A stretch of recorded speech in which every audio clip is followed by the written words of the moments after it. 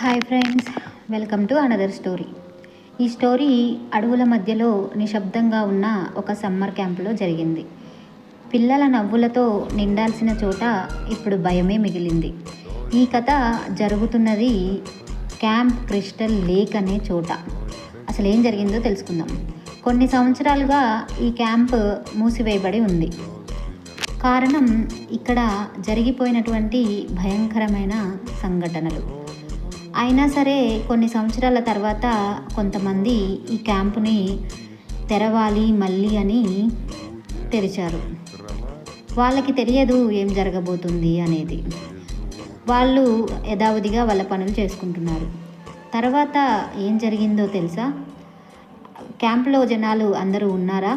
తెలుసుకోవడానికి చూస్తూనే ఉండండి క్రిస్టల్ క్యాంప్ లేక్. తర్వాత ఎపిసోడ్ కోసం చూడండి. Thank you.